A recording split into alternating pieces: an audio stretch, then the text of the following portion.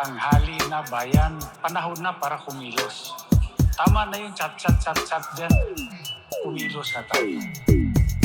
Wala akong nangyayari sa social media. We have to be out there on the streets to show our anger, show our disgust within the bounds of the law para makinig ko sila. Kasi ang nangyayari mo, they are getting away with it.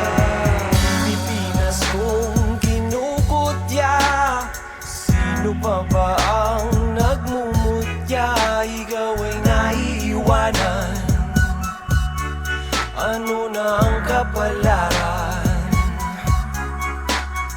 Alag ng puso'y humupa na, wala nang luwalhati at pagsinta. Duyan na ng manlulupig, lumulubog na sa tubig. Whoa.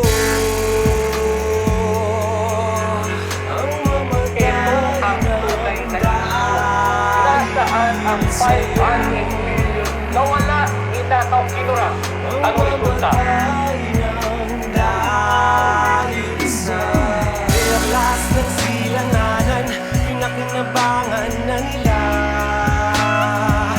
Una umaling sa gumigiling ng mga dilag sa iyong tula.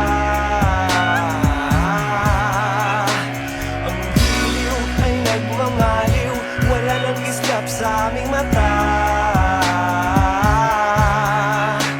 Patuloy ang sumisiid sa'yo.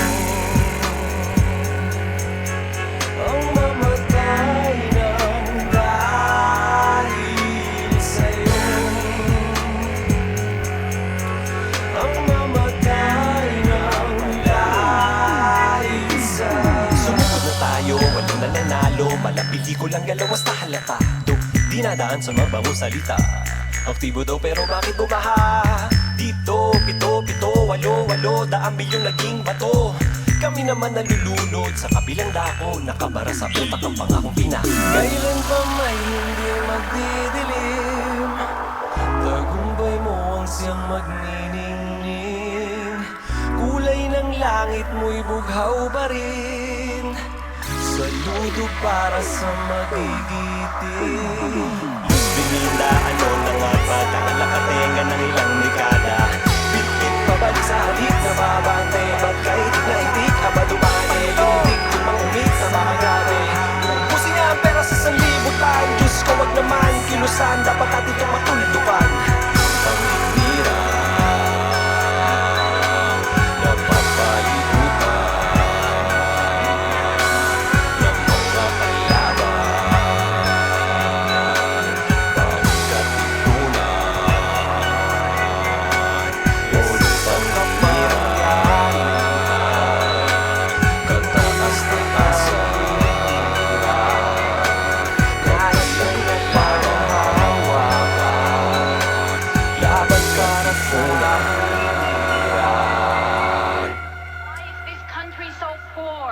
Why is life so hard?